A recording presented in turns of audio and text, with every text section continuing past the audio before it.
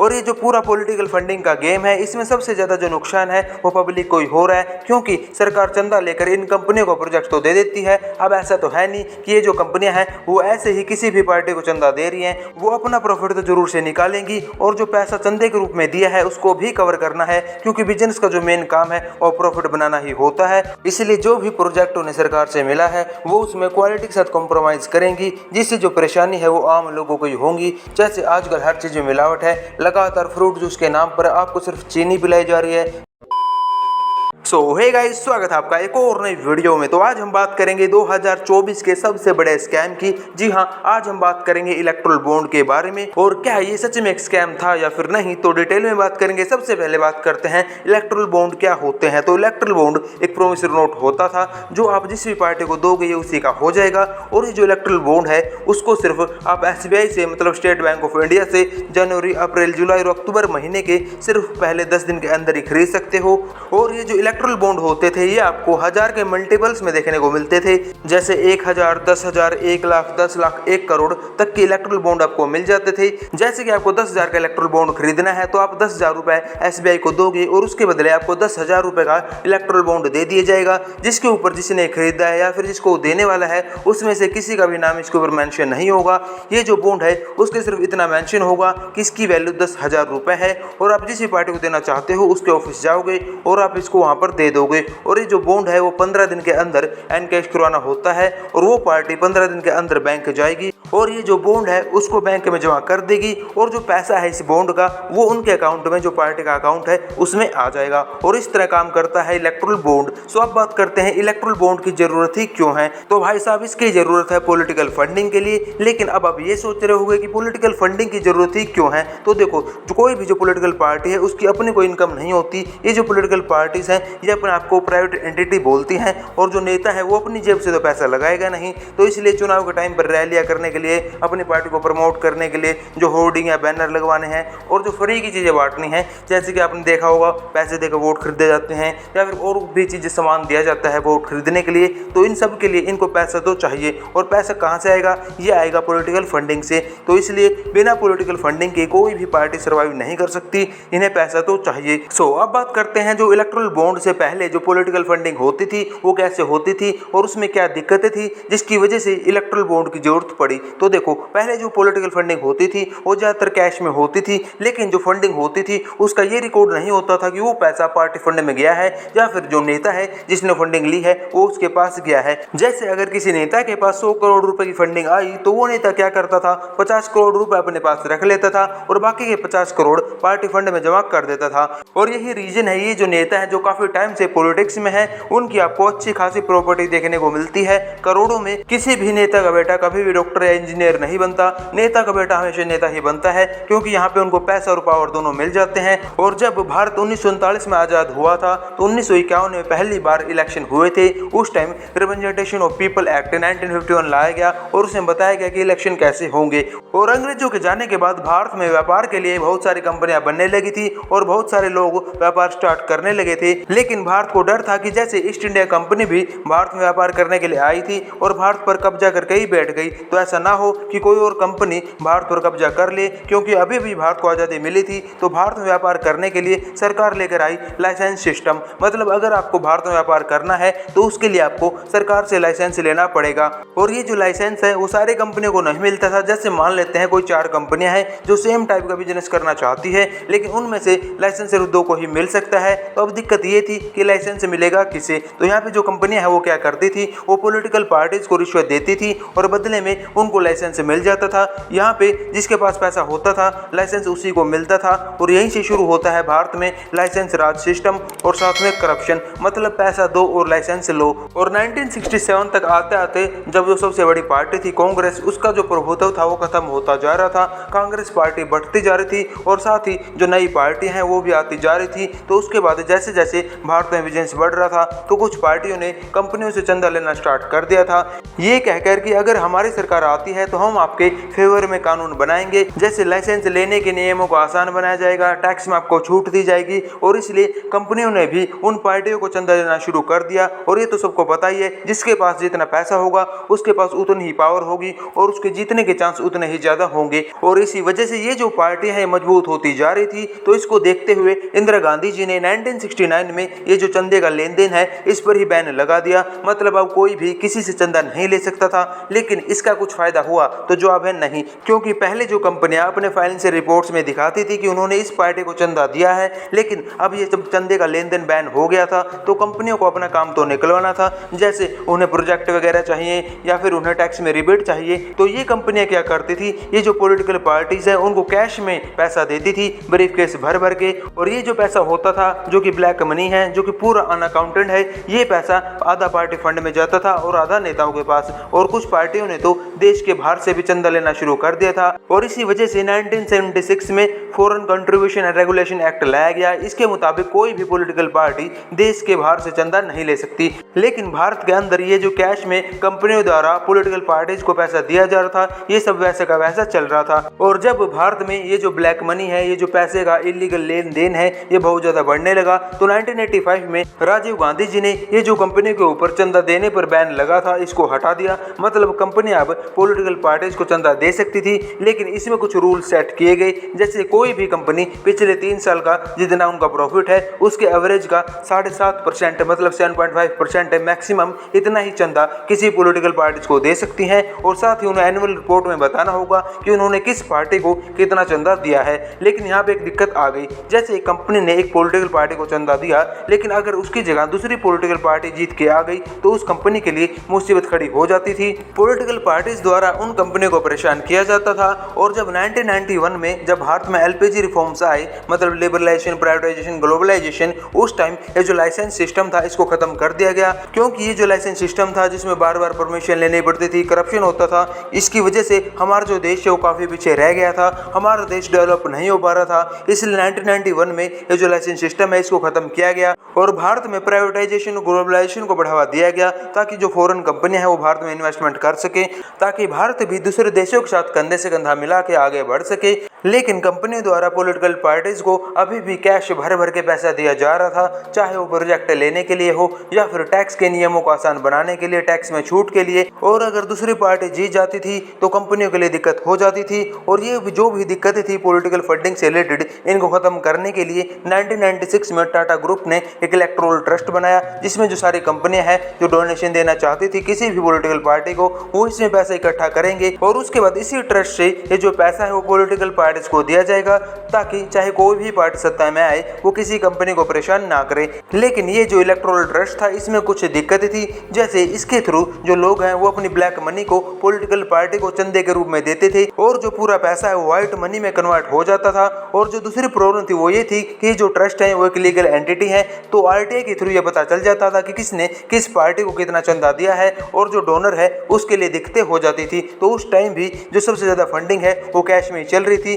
और ये जो इलीगल पैसे का लेन देन है और ये जो ब्लैक मनी है वो भारत में इतना ज्यादा बढ़ गया था कि इसके बिना किसी भी पॉलिटिकल पार्टी का काम नहीं चलता था। और इसी कैश की वजह से पॉलिटिक्स में क्रिमिनल्स की भी एंट्री हुई, क्योंकि ये लोग कैश या फिर जो ब्लैक मनी है उसका हेर फेर काफी आसानी से कर लेते थे। और साथ ही ये लोग बूथ कैप्चरिंग करने में भी काफी माहिर होते थे किसी भी पॉलिटिकल पार्टी को फायदा पहुंचाने के लिए। और आज भी आपको देखने को मिलता है लगभग 40% जो नेता हैं उनके ऊपर क्रिमिनल चार्जेस हैं। और इसलिए 2002 में एडीआर जो कि एनजीओ है सुप्रीम कोर्ट जाता है और कहता है कि राइट टू इन्फॉर्मेशन हमारा फंडामेंटल राइट है, तो हमें पता होना चाहिए कि हमारे जो रिप्रेजेंटेटिव है उनके पास कितनी प्रॉपर्टी है, कितने एसेट हैं। और इसी वजह से ये जो कैश में फंडिंग होती थी इसको रोकने के लिए जो कैशबैक लिमिट लगाई गई, मतलब 20,000 तक आप किसी पॉलिटिकल पार्टी को पैसा दे सकते हो। अगर उससे ज्यादा दोगे तो आपको अपनी इन्फॉर्मेशन देनी होगी, जैसे पैन कार्ड वगैरह। लेकिन ये जो पॉलिटिकल पार्टीज थी इन्होंने इससे बचने का रास्ता निकाल लिया। जैसे किसी भी कंपनी ने अगर किसी पॉलिटिकल पार्टी को 1 करोड़ रुपए दिए तो पॉलिटिकल पार्टी क्या करती थी, वो इस 1 करोड़ रुपए की 20,000 रुपए से कम, जैसे कि 19,000, 19,500, 19,800 ऐसे ही 20,000 रुपए से कम की रसीदें काट देती थी, ताकि उनको जानकारी ना देना पड़े कि किस कंपनी ने उनको कितना चंदा दिया है। और इस तरह पॉलिटिकल पार्टीज को भी ये जानकारी नहीं देनी पड़ती थी कि किस कंपनी ने उनको कितना चंदा दिया है। और ये जो पूरा ब्लैक मनी का पूरा गेम है, इससे जो फायदा हो रहा था वो या तो बिजनेस वालों को या फिर फिर जो नेता है इनको ही हो रहा था, और जो गरीब इंसान है उनका कोई फायदा नहीं हो रहा था और उनकी परेशानी बढ़ती जा रही थी। इसलिए 2017 में संसद में एक बिल पेश किया गया जिसमें कहा गया कि हम जो पॉलिटिकल फंडिंग है उसको चेंज करने के लिए, उसकी जो भी समस्याएं हैं उनको खत्म करने के लिए रिफॉर्म्स लेकर आए हैं, और जिसका नाम है इलेक्टोरल बॉन्ड। और ये जो इलेक्टोरल बॉन्ड था इसमें सबसे पहले जो लिमिट थी कैश की 20,000 को घटा के 2,000 किया गया, लेकिन इसमें जो कंपनी के ऊपर लिमिट थी पिछले 3 साल के एवरेज का 7.5% से ज़्यादा आप चंदा नहीं दे सकते, उस लिमिट को हटा दिया गया। अब कोई भी कंपनी किसी भी पॉलिटिकल पार्टी को जितना वो चाहे वो चंदा दे सकती थी। और मजे की बात यह है कि यहाँ किसी भी पॉलिटिकल पार्टी ने इसका विरोध नहीं किया, क्योंकि इन्हें पता था भाई अब पैसा आएगा, और जब इनका फायदा होता है, जैसे इनको सैलरी बढ़वानी होती है या फिर इनको अपने भत्ते बढ़वाने होते हैं, ये सारी पॉलिटिकल पार्टी के जो भी नेता हैं वो एक हो जाते हैं। सो अब बात करते हैं कि किस पार्टी को कितना चंदा मिला। तो सबसे ज़्यादा जो चंदा मिला है वो बीजेपी को मिला है, जो कि है लगभग 6,060 करोड़ रुपए। उसके बाद आती है टीएमसी जिसको मिले हैं लगभग 1,600 करोड़ रुपए। उसके बाद बारी आती है कांग्रेस की जिसको मिले हैं लगभग 1,400 करोड़ रुपए। सो अब बात करते हैं बीजेपी को सबसे ज़्यादा क्यों मिला। तो देखो, जो पार्टी सत्ता में होती है उसको हमेशा ज़्यादा ही चंदा मिलता है। जैसे अगर हम बात करें 2004 से 2013 तक की, जब कांग्रेस की गवर्नमेंट थी, तो एडीआरके की रिपोर्ट है जिसमें बताया गया कि कांग्रेस को लगभग उस टाइम 2,300 करोड़ रुपए मिले थे और बीजेपी को लगभग 1,100 करोड़ रुपए, क्योंकि कांग्रेस उस टाइम सत्ता में थी। सो अब बात करते हैं कि ऐसा क्यों होता है। तो देखो, जो पार्टी सत्ता में होती है वो सत्ता में इसलिए है क्योंकि उनके पास बहुमत है, उनके पास 272 से ज्यादा सीटें हैं। जैसे अगर हम बात करें एनडीए गवर्नमेंट की, तो एनडीए गवर्नमेंट के पास लगभग 303 एमपीज हैं, और उनकी जो भी कॉन्स्टिट्यूएंसी है, जो भी उनका चुनावी क्षेत्र है, उसमें जो भी काम कराते हैं, जैसे कि मान लेते हैं कोई रोड बनवा रहे हैं, तो वो रोड बनवाने के लिए टेंडर निकालेंगी और कंपनियां उसको भरेंगी। लेकिन हो सकता है कुछ कंपनियां क्या करें, इलेक्ट्रल बॉन्ड खरीद दें और उनके ऑफिस में जाके दे दें, तो टेंडर है वो पूरा का पूरा उस कंपनी को मिल जाएगा। और ऐसी जो अलग अलग पार्टीज हैं, जैसे कांग्रेस, टीएमसी या डीएमके, उनके जितने एमपीज हैं उसके हिसाब से उन सबको भी चंदा मिला है। और ऐसी जो राज्य सरकारें हैं, जैसे कि जो अलग अलग राज्यों में अलग अलग पार्टियों की सरकारें हैं, तो जो कंपनियां हैं उनके द्वारा उन राज्य सरकारों को भी चंदा दिया जाता है, ताकि राज्य सरकार का जो भी प्रोजेक्ट है, जो भी बनवाना चाहती है, डेवलपमेंट करना चाहती है अपने राज्य में, उनका जो कॉन्ट्रैक्ट है वो इन कंपनियों को मिल जाए। हाँ, ये गलत है, लेकिन इन पॉलिटिकल पार्टीज के पास फंडिंग का कोई दूसरा सोर्स नहीं है। जैसे अगर हम बात करें बीजेपी के सबसे बड़े डोनर कंपनी की, तो वो है मेघा इंजीनियरिंग, जिन्होंने लगभग 1192 करोड़ रुपए फंडिंग दी है अलग अलग पार्टियों को, जिसमें सबसे ज्यादा जो फंडिंग है वो बीजेपी को मिले हैं, जो कि है 584 करोड़ रुपए, और बदले में बीजेपी ने उन्हें अलग अलग प्रोजेक्ट दिए हैं। अगर हम बात करें इलेक्ट्रल बॉन्ड के सबसे बड़े डोनर की, तो वो है फ्यूचर गेमिंग, जिन्होंने टोटल 1392 करोड़ रुपए अलग अलग पॉलिटिकल पार्टी को दिए हैं, जिसमें सबसे ज्यादा जो 542 करोड़ रुपए हैं वो टीएमसी को मिले हैं, और उसके बाद डीएमके को मिले हैं 503 करोड़ रुपए, और बीजेपी को लगभग 100 करोड़ रुपए। यहाँ पे सबसे हैरानी की बात यह है कि जो टीएमसी है, जिसकी सिर्फ एक राज्य में सरकार है, उसको कांग्रेस से भी ज्यादा चंदा कैसे मिला। फ्यूचर गेमिंग जो कि लॉटरी कंपनी है, वो ऐसा क्या डेवलपमेंट कर रही है वेस्ट बंगाल में या फिर तमिलनाडु में, जिसकी वजह से उन्होंने इतना चंदा टीएमसी और डीएमके को दिया। तो यहाँ पे ये रीजन हो सकता है कि ये जो फ्यूचर गेमिंग कंपनी है वो सिर्फ एक जरिया है, ये पूरा पैसा ये किसी और कंपनी ने टीएमसी और डीएमके को दिया है, या फिर ये जो चंदा है वो इन्हीं पार्टियों की ब्लैक मनी भी हो सकती है, जिन्होंने इनको घुमा फिरा के वापस से अपने पास इलेक्ट्रल बॉन्ड के रूप में मंगा लिया, और ये सारा पैसा व्हाइट में कन्वर्ट हो गया। और ये जो पूरा पॉलिटिकल फंडिंग का गेम है, इसमें सबसे ज्यादा जो नुकसान है वो पब्लिक को ही हो रहा है, क्योंकि सरकार चंदा लेकर इन कंपनियों को प्रोजेक्ट तो दे देती है। अब ऐसा तो है नहीं कि ये जो कंपनियां हैं वो ऐसे ही किसी भी पार्टी को चंदा दे रही हैं, वो अपना प्रॉफिट तो जरूर से निकालेंगी, और जो पैसा चंदे के रूप में दिया है उसको भी कवर करना है, क्योंकि बिजनेस का जो मेन काम है वो प्रॉफिट बनाना ही होता है। इसलिए जो भी प्रोजेक्ट उन्हें सरकार से मिला है वो उसमें क्वालिटी के साथ कॉम्प्रोमाइज करेंगी, जिससे जो परेशानी है वो आम लोगों को ही होंगी। जैसे आजकल हर चीज में मिलावट है, लगातार फ्रूट जूस के नाम पर आपको सिर्फ चीनी पिलाई जा रही है। जो पैकेज्ड फूड है उसमें दूसरे देशों की तुलना में भारत में ज़्यादा चीनी है। इसके अलावा ये जो प्रोडक्ट्स हैं उनमें बहुत सारे केमिकल्स हैं जो सेहत के लिए हानिकारक हैं। तंबाकू, पान मसाला, शराब खुलेआम इसका प्रचार किया जाता है, खुलेआम बेचा जा रहा है। आयुर्वेद का टैग लगाकर लोगों को गुमराह किया जा रहा है। केमिकल इंजेक्शन या फिर ड्रग्स का यूज़ करके जो फल फ्रूट्स हैं उनको पकाया जा रहा है, और इन सब चीज़ों की वजह से लोगों में बीमारियां बढ़ती जा रही हैं, लोगों की परेशानियां बढ़ती जा रही है। लेकिन जब भी इन कंपनियों पर ईडी या सीबीआई की रेड होती है तो ये कंपनियां सरकार को चंदा देती हैं, और उनके ऊपर से जो ईडी या सीबीआई की इंक्वायरी है वो बंद कर दी जाती है। और इन कंपनियों के साथ मिलकर इन पॉलिटिकल पार्टीज द्वारा ब्लैक मनी को व्हाइट में कन्वर्ट करना, पैसे लेकर ईडी या सीबीआई की इंक्वायरी को रोक देना, पैसे लेकर किसी भी कंपनी को प्रोजेक्ट दे देना। ईडी और सीबीआई का सरकारों द्वारा मिसयूज करना, ये सब आज से नहीं बल्कि भारत की आज़ादी से ही चल रहा है। बस फर्क इतना है, पहले जो कंपनियां हैं वो कैश में पैसा देती थी और आजकल इलेक्ट्रल बॉन्ड के रूप में दे रही हैं। तो हमें इन समस्याओं को खत्म करने की जरूरत है। लेकिन यहाँ पर सोचने की बात यह है कि जब भी ईडी या सीबीआई की रेड होती है कंपनियों पर, तो ये कंपनियां सरकारों को पैसा क्यों देती हैं? इसका मतलब है ये जो कंपनियां हैं वो गड़बड़ कर रही हैं। वो कंपनी जिसका कोई प्रॉफिट ही नहीं है, जीरो प्रॉफिट है, वो भी करोड़ों में चंदा दे रही है। जिनका प्रॉफिट कम है वो भी अपने प्रॉफिट से 2 गुना 4 गुना यहाँ तक कि 10 गुना भी चंदा दे रही है। इसका मतलब है ये जो कंपनियां हैं वो गड़बड़ कर रही हैं। पहले ये कैश में पैसा देती थी और इनके ऊपर से ईडी या सीबीआई की इंक्वायरी बंद हो जाती थी। अब बस फर्क इतना है कि वो जो कैश था उसका रूप इलेक्ट्रल बॉन्ड ने ले लिया है। इलेक्ट्रल बॉन्ड वही काम कर रहा है और सुप्रीम कोर्ट ने भी इलेक्ट्रल बॉन्ड को इसलिए बैन कर दिया क्योंकि इसमें भी कैश की तरह पता ही नहीं चल रहा था कि किस कंपनी ने किसको चंदा दिया है और क्यों दिया है। ऊपर से इलेक्ट्रल बॉन्ड का जो ऑपरेशन है या फिर जो प्रिंटिंग का खर्चा है वो अलग से हो रहा था, क्योंकि कैश की तरह यहाँ पर कंपनियां अब इलेक्ट्रल बॉन्ड दे रही थी और बदले में उन्हें प्रोजेक्ट मिल जाता था। कंपनियों के ऊपर से ईडी या सीबीआई की इंक्वायरी को हटा दिया जाता था। लेकिन इलेक्ट्रल बॉन्ड आने से एक फायदा ये हो गया कि जैसे पहले कोई कंपनी किसी नेता से मिलती थी, उसे पैसे ऑफर करती थी, जैसे उसको 100 करोड़ रुपए दिए और कहा कि ये प्रोजेक्ट हमें चाहिए, तो नेता क्या करता था, 50 करोड़ रुपए अपने पास रख लेता था और बाकी के 50 करोड़ पार्टी फंड में जमा करता था और कहता था कि ये प्रोजेक्ट हमें इस कंपनी को देना है। तो इलेक्ट्रल बॉन्ड का ये फायदा जरूर से हो गया कि अब वो पूरा पैसा पार्टी फंड में जा रहा था। पार्टी के सभी नेताओं को पता होता था कि उनके पार्टी के अकाउंट में कितना पैसा है। वैसे इलेक्ट्रल बॉन्ड कोशिश काफी अच्छी थी, परफेक्ट तो नहीं थी, लेकिन पहले से ये कोशिश काफी अच्छी थी, क्योंकि इलेक्ट्रल बॉन्ड के थ्रू ही हमें पता चल पाया कि किस कंपनी ने किस पॉलिटिकल पार्टी को चंदा दिया है और बदले में सरकार ने उन्हें कौन सा प्रोजेक्ट दिया है, किस ईडी या सीबीआई के केस से उन्हें बाहर निकाल दिया है। और इलेक्ट्रल बॉन्ड को स्कैम इसलिए ही बोला जा रहा है क्योंकि इसमें हमें पता चल पाया कि किस कंपनी ने किसको कितना चंदा दिया और बदले में उस पॉलिटिकल पार्टी ने उसको क्या दिया और उनके ऊपर से किस केस में ईडी या सीबीआई की इंक्वायरी को हटा दिया गया। पहले जब कैश में था तो किसी को कुछ भी पता नहीं चलता था, आसानी से काम हो जाता था और जब लोगों को कुछ पता ही नहीं था तो लोग हल्ला भी नहीं कर रहे थे। लेकिन आजकल सोशल मीडिया का जमाना है, जब से भारत में इंटरनेट आया है लोगों को छोटी से छोटी बातों का पता चल जाता है। इसलिए जब लोगों को पता चला कि पॉलिटिकल पार्टीज ने कंपनियों से पैसे लेकर उन्हें धंधा दिया है तो लोगों ने चिल्लाना शुरू कर दिया कि यह अब तक का सबसे बड़ा स्कैम है। इसलिए आपने देखा होगा कि सोशल मीडिया पर सिर्फ एक ही पार्टी को टारगेट किया जा रहा है, लेकिन हमें सभी पार्टियों को टारगेट करना चाहिए, क्योंकि जिस पार्टी के जितने एमपीज हैं, जितने राज्यों में उनकी सरकारें हैं, उसके हिसाब से हर पार्टी को चंदा मिला है। जहां तक बात करें इलेक्ट्रल बॉन्ड को बैन करने की, तो इनको बैन करना कोई सोल्यूशन नहीं है, क्योंकि फिर से वही कैश वाला सिस्टम शुरू हो जाएगा। इलेक्ट्रल बॉन्ड थे तो हमें पता चल पाया कि क्या हो रहा है और लोगों ने सरकार से सवाल पूछे, लेकिन जब सब कुछ कैश में होगा तो किसी को कुछ भी पता नहीं चलेगा कि इस कंपनी ने किसको चंदा दिया और क्यों दिया। तो इलेक्ट्रल बॉन्ड को बैन करने के बजाय इसके ऊपर सुप्रीम कोर्ट या फिर संसद में बहस होनी चाहिए कि इसमें जो कमियां हैं उनको कैसे दूर किया जा सकता है, या फिर इससे कोई बेटर सिस्टम क्या हो सकता है जिसको हम पॉलिटिकल फंडिंग के लिए यूज कर सकें। क्योंकि अगर हम पॉलिटिकल फंडिंग को बंद कर देंगे तो जो पॉलिटिकल पार्टीज हैं ये सर्वाइव ही नहीं कर पाएंगी, इन्हें पैसा तो चाहिए।